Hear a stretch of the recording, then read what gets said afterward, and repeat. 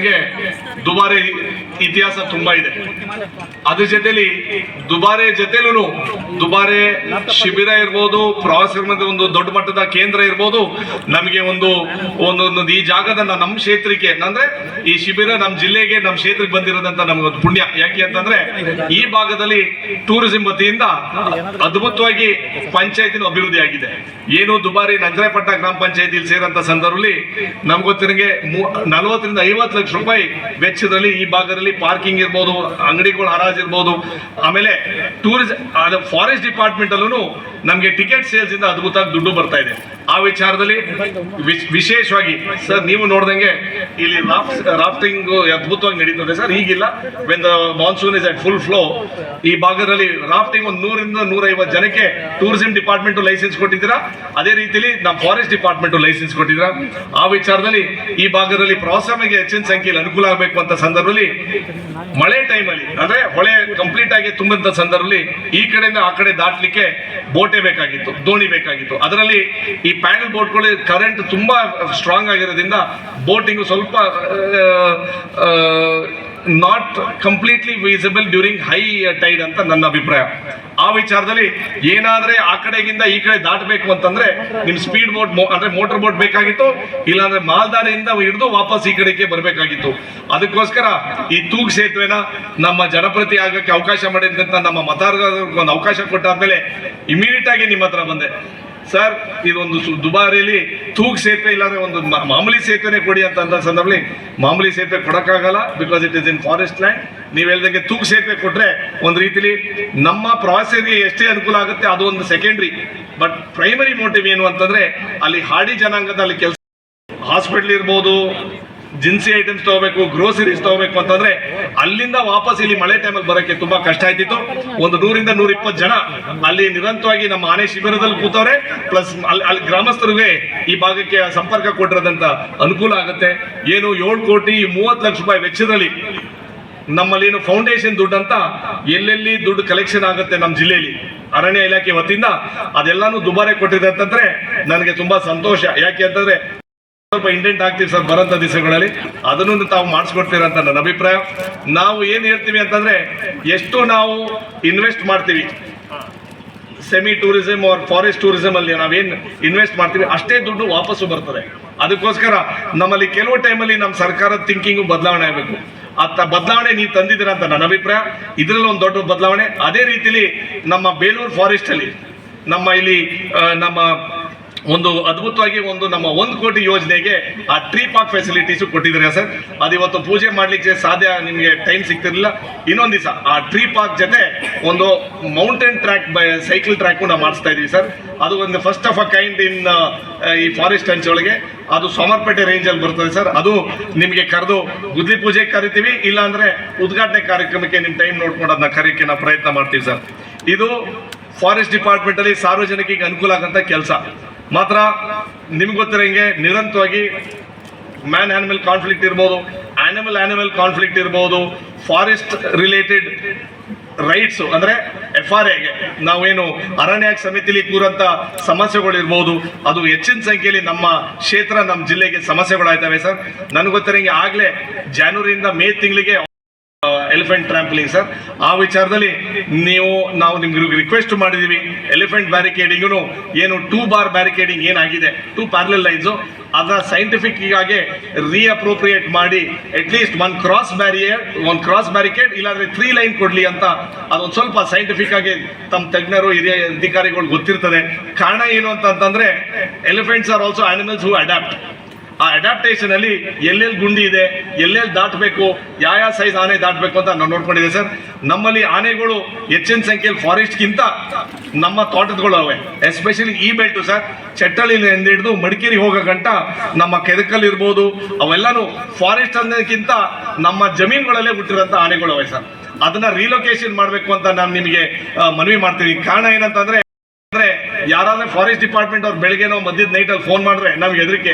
ಏನು ಅಂತಂದ್ರೆ ಈ ತರ ಘಟನೆಗಳು ನಡೆದಿರ್ಬೋದು, ಏನಾದ್ರು ಡ್ಯಾಮೇಜ್ ಆಗಿರ್ಬೋದು, ಕ್ರಾಪ್ ಲಾಸ್ ಆಗಿರ್ಬೋದು, ಜೀವ ಹೋಗಿರ್ಬೋದು.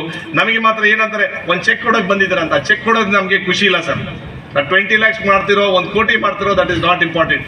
ಜೀವಕ್ಕೆ ಬೆಲೆ ಇಲ್ಲ. ನೀವು ಹೇಳ್ದಂಗೆ ಅದನ್ನ ಮಾತ್ರ ನೀವು ಹೇಳ್ದಂಗೆ ನಮ್ಮ ಇಲಾಖೆ ಸಿಬ್ಬಂದಿಗಳು ಅಲ್ಲಿ ಏನು ಅಲರ್ಟ್ ಮಾಡ್ತೀರಾ ಆ ಶಿಸ್ತಾಗಿ ಅಲರ್ಟ್ ಮಾಡಬೇಕು. ಜನಕ್ಕೊಂದು ಸ್ವಲ್ಪ ನೀವು ಹೇಳ್ದಂಗೆ ನೀವು ಪ್ರೆಸ್ ಮೀಟಲ್ಲಿ ಮಾತಾಡ್ರಿ, ಜನನೂ ಸ್ವಲ್ಪ ಕೋಆಪರೇಟ್ ಮಾಡಬೇಕಾಗುತ್ತೆ. ಮೊನ್ನೆ ತಾನೇ ಇದ್ರ ಅಂತ ನಿಮಗೆ ಮನವಿ ಮಾಡ್ತೀವಿ ಸರ್. ಬಿಕಾಸ್ ಇವತ್ತಿನ ರೇಟ್ಗೆ ಪಾಪ ಶ್ರಮ ಪಟ್ಟು ಕಷ್ಟದಲ್ಲಿ ಬೆಳೆ ಬೆಳೆಯುತ್ತೆ ಸರ್. ಅಡಿಕೆ ಮರ ರೇಟು ಕಡಿಮೆ ಮಾಡಿದ್ದೀರಾ, ಕಾಫಿ ಗಿಡನೂ ಕಡಿಮೆ ಮಾಡಿದ್ದೀರಾ. ಅಂತ ಒಂದು ಸ್ವಲ್ಪ ರೇಟ್ನ ನೆಕ್ಸ್ಟ್ ನಿಮ್ಮ ಮೀಟಿಂಗಲ್ಲಿ ಅದು ಒಂದು ರಿವೈಸ್ ಮಾಡಲಿಕ್ಕೆ ಸಾಧ್ಯ ಇದ್ರೆ ನೋಡಿ ಸರ್. ನಾವು ನಿಮ್ಮ ಪರ ನಿಂತ್ಕೊಂಡು ನಮ್ಮ ರೈತರ ಪರ ನಿಂತ್ಕೊಳ್ಳೋಕ್ಕೆ ನಾವು ಜವಾಬ್ದಾರಿ ತಗೋಬೇಕಾಗುತ್ತೆ ಸರ್. ಅದ್ರ ಜೊತೆಲಿ ನಾನು ಕಂಪ್ಲೇಂಟ್ ಮಾಡ್ತಾ ಇದ್ದೀನಿ ಅಂತ ಹೇಳ್ಕೊಬೇಡಿ ಸರ್. ಬಟ್ ಸಮಸ್ಯೆಗಳು ಅಷ್ಟಿದೆ. There is an endless amount of issues. But ನನಗೊತ್ತರಿಗೆ ಹಂತವಾಗಿ ನೀವು ಕಾಪಾಡ್ತೀರಾ ಅಂತ ನನ್ನ ಅಭಿಪ್ರಾಯ. ರೈಲ್ವೆ ಬ್ಯಾರಿಕೇಡಿಂಗ್ ಲಾಸ್ಟ್ ಟೈಮ್ ಮನವಿ ಕೊಟ್ಟಿದ್ದೀನಿ. ಒಂದು 20-25 ಕಿಲೋಮೀಟರ್ ಬ್ಯಾರಿಕೇಡಿಂಗಿಗೆ ಈ ಭಾಗದಲ್ಲಿ ಬೇಕಾಗುತ್ತೆ ಸರ್. ಅದ್ರ ಜೊತೆಲಿ ಟ್ರೆಂಚಸ್ ನಾವೇನು EPT ಮಾಡ್ತಾ ಇದೀವಿ ಅದನ್ನು ಹೆಚ್ಚಿನ ಸಂಖ್ಯೆಯಲ್ಲಿ ಆಗಬೇಕು. ಅದೇ ರೀತಿಲಿ ಬೇರೆ ಬೇರೆ ವಿಚಾರದಲ್ಲಿ ನಮ್ಮಲ್ಲಿ ಫಾರೆಸ್ಟ್ ಇಲಾಖೆಯವರು ಒಂದು ಸ್ವಲ್ಪ ಸಾರ್ವಜನಿಕಕ್ಕೆ ಖುಷಿಯಾಗಿ ನೋಡ್ಕೋಬೇಕು ಅಂತ ನನ್ನ ಅಭಿಪ್ರಾಯ. ಇಲ್ಲಿ ನಾನು ನಮ್ಮ ಪೊಲೀಸ್ ಇಲಾಖೆನೂ ಇದ್ದಾರೆ. ಇಲ್ಲಿ ನಮ್ಮ ಪೊಲೀಸ್ ಇಲಾಖೆಗಿಂತ ಎದುರೋದು ನಮ್ಮ ಸಾರ್ವಜನಿಕ ಫಾರೆಸ್ಟ್ ಡಿಪಾರ್ಟ್ಮೆಂಟ್ ಅಲ್ಲಿ. ಅವ್ರು ಏನಾದ್ರು ಜೀಪ್ ಮನೆ ಹತ್ರ ಬಂದ್ರೆ ನಾವು ಏನಪ್ಪ ತಪ್ಪು ಮಾಡಿದೀವಿ ಅಂತ ಆ ಥರ ಭಯ ಹುಟ್ಟಿದೆ. ಅದ್ರ ಜೊತೆಲಿ ಸೆಕ್ಷನ್ 4 ಸಮಸ್ಯೆ, CND ಸಮಸ್ಯೆ, ಆಮೇಲೆ ರಿಸರ್ವ್ ಫಾರೆಸ್ಟ್ ಅಲ್ಲಿ ಹಲವಾರು ವರ್ಷದಿಂದ ಕೂತಿರೋಂಥವ್ರಿಗೆ ತೆರವು ಮಾಡೋಂಥ ಕೆಲಸ ಅದು ಜೆನ್ಯೂನ್ ಆಗಿದ್ರೆ ನಾವು ಬೇಡ ಅನ್ನೋಕ್ಕಾಗಲ್ಲ ಸರ್. ಅಂದರೆ ಎಸ್ಪೆಷಲಿ ರಿಸರ್ವ್ ಫಾರೆಸ್ಟ್ ಅಲ್ಲಿ ಆಫ್ಟರ್ ಸರ್ಟನ್ ಪೀರಿಯಡ್ ಅವ್ರು ಎನ್ಕ್ರೋಚ್ ಮಾಡಿದರೆ ನಾವು ಯಾರೂ ಕಾಪಾಡೋದಿಲ್ಲ. ಮಾತ್ರ ಹಳೇ ಎನ್ಕ್ರೋಚ್ಮೆಂಟ್ಸ್ಗಳಿಗೆ ಅದೊಂದು ಸ್ವಲ್ಪ ನಾವು ಮಾನವೀಯತೆ ಲೆಕ್ಕಕ್ಕೆ ಅವ್ರಿಗೆ ಕೃಪಾ ತೋರಿಸ್ಬೇಕು ಅಂತ ಅಧಿಕಾರಿಗಳು ಹೇಳ್ತಾ, ಅದೇ ರೀತಿಲಿ ನಮ್ಮ ಫಾರೆಸ್ಟ್ ಡಿಪಾರ್ಟ್ಮೆಂಟಲ್ಲಿ ನಮ್ಮ ಟ್ರೀ ಕಟಿಂಗ್ ಆರ್ಡರ್ಸ್ ಬರ್ತದೆ ಸರ್. ನಾನು ಅವತ್ತು ಮಾತಾಡಿದೆ ನಿಮ್ಮ ಎಂಟರ್ಪ್ರೈಸ್ ಮೀಟಿಂಗಲ್ಲಿ. Tree cutting orders is getting very delayed sir.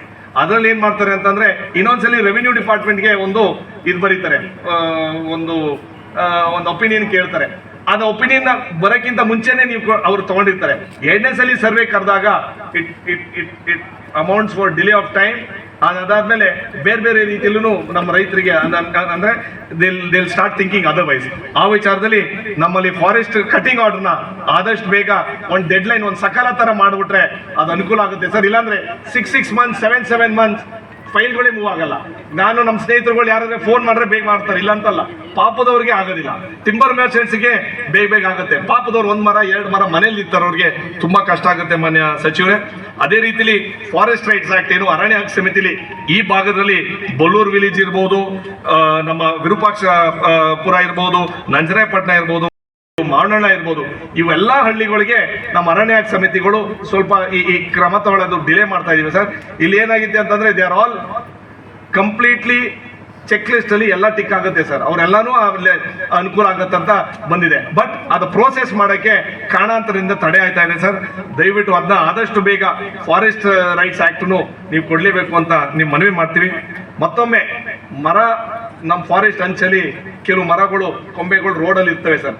ಅದನ್ನೂ ಒಂದು ರೀತಿಲಿ ಮಾನ್ಸೂನ್ ಪ್ರೀ ಮಾನ್ಸೂನಿಗೆ ಒಂದು ಈ ಶೇಡ್ ಲಾಪಿಂಗ್ ಅಂತೀವಿ ಸರ್. ಅಂದರೆ only branches which are overlooking on to the road. ಈಗ ಮೊನ್ನೆ ಮಳೆ ಹೋಯ್ತು ಸರ್. ಈ ಭಾಗದಲ್ಲಿ ಎಲ್ಲ ಸಣ್ಣ ಕೋಟ್ ಪೀಸ್ಗಳು ಎಲ್ಲ ಬಿದ್ದಿದ್ದು ರೋಡ್ಗಳಲ್ಲಿ. ಅದು ಯಾರಾದ್ರೂ ಬಂದು ತಲೆ ಮೇಲೆ ಬಿದ್ದಿದ್ರೆ ಕಷ್ಟ ಆಯ್ತಿತ್ತು ಸರ್. ಇದು ಮಾನ್ಸೂನ್ಗಿಂತ ಮುಂಚೆ ಫಾರೆಸ್ಟ್ ಇಲಾಖೆಯವರು ಒಂದು ಸ್ವಲ್ಪ ಸಾರ್ವಜನಿಕಕ್ಕೆ ಕೈ ಜೋಡಿಸಿದ್ರೆ ಅದಕ್ಕೆ ಅನುಕೂಲ ಆಗುತ್ತೆ. ಮಾನ್ಯ ಸಚಿವರಿಗೆ ಇನ್ನೊಂದು ನಾವು ಹೇಳಕ್ಕೆ ಇಷ್ಟಪಡ್ತೀನಿ ಏನು ಅಂತಂತಂದ್ರೆ, ನಮ್ಮಲ್ಲಿ ಈ ಭಾಗದ ಫಾರೆಸ್ಟ್ಗಳಲ್ಲಿ ಅವತ್ತಿನ ಬ್ರಿಟಿಷ್ ಕಾಲದಲ್ಲಿ ಮೋನೋಕ್ರಾಪಿಂಗು ಟೀಕ್ ಪ್ಲಾಂಟೇಶನ್ ಮಾಡಿದ್ರು ಮಾನ್ಯ ಸಚಿವರೇ.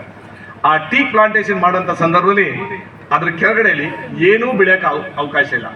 ಮುಂಚೆ ಆನೆಗಳು ಟ್ರೀ ಅಂದರೆ ಈ ತ್ಯಾಗದ ಮರ ಬಾರ್ಕ್ನ ತಿಂತಿದ್ರು ಸರ್. ಈಗ ಅದು ಇಲ್ಲ. ಯಾಕಂದರೆ ನಮ್ಮ ತೋಟಗಳಲ್ಲಿ ಹಲಸಿನ ಮರ ಇದೆ, ಬೇರೆ ಬೇರೆ ಹಣ್ಣಿನ ಮರ ಇದೆ, ಅಲ್ಲೇ ಮೇಯ್ಕೊಂಡಿರ್ತವೆ. ನಮಗೇನಾಗುತ್ತೆ ಅಂತಂದರೆ ಹಳೇ ಬ್ರಿಟಿಷ್ ಮೋನೋಕ್ರಾಪಿಂಗ್ನ ಬದಲಾವಣೆ ಮಾಡಿ ಹೊಸ ಫಾರೆಸ್ಟೇಷನ್ ಮಾಡಿದ್ರೆ ಅನುಕೂಲ ಆಗುತ್ತೆ. Local catering to elephants. ಮಾತ್ರ ನಿಮಗೆ ಫಾರೆಸ್ಟಲ್ಲಿ ನಾವು ಮರ ತೆಗಿಬೋದಾ ಇಲ್ವೋ ಅಂತ ನೀವು ಹೇಳ್ತೀರಾ.